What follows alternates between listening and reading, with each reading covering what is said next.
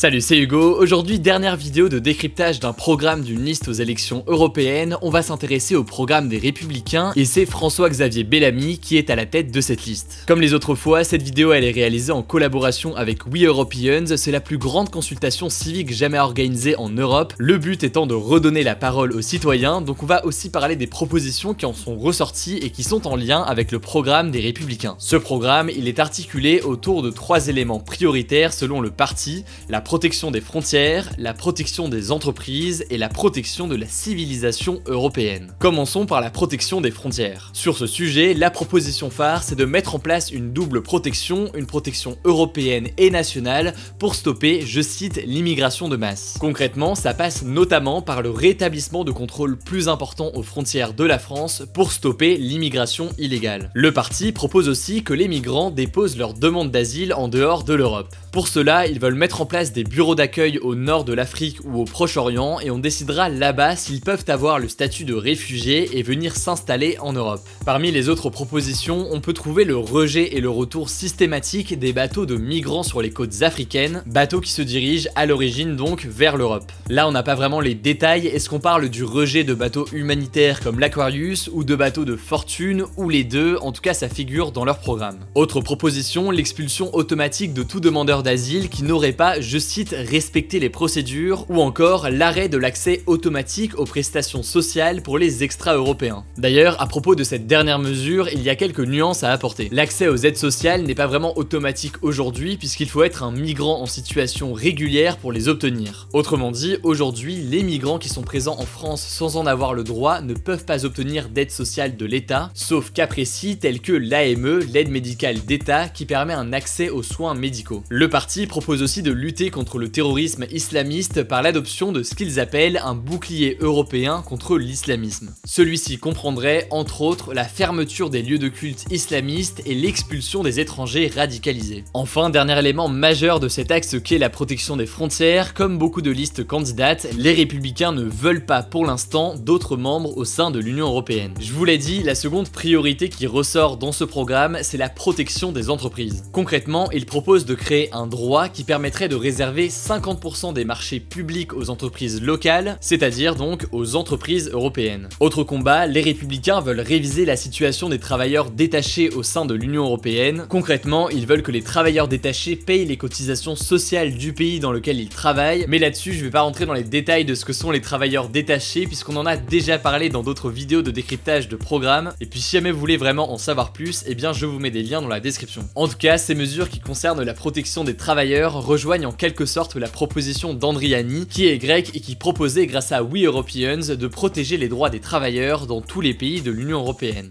Enfin, la troisième et dernière priorité de ce programme, c'est ce qu'ils appellent la protection de la civilisation européenne, et pour cela, plusieurs mesures concernent le patrimoine et la culture. Ainsi, le parti souhaite que la part du budget européen pour la culture atteigne 1%, alors qu'aujourd'hui c'est beaucoup moins. Il veut aussi promouvoir la langue française au sein des institutions européennes et faire de Strasbourg l'unique siège du Parlement européen. Et oui, en effet, aujourd'hui, le siège du Parlement européen se trouve à Strasbourg, mais certaines commissions et séances additionnelles se tiennent à Bruxelles, une pratique donc que voudrait stopper le parti Les Républicains. Autre mesure qui a beaucoup fait parler, notamment lors des débats ces derniers jours, le parti propose également d'inscrire dans les traités européens ce qu'il appelle les racines judéo-chrétiennes, l'héritage gréco-romain et les Lumières. Concernant plus spécifiquement les jeunes, le programme souhaite instaurer un Erasmus 3.0 universel. Concrètement, son objectif serait de renforcer le programme d'échange en permettant à n'importe quel jeune, qu'il soit étudiant mais aussi collégien ou lycéen,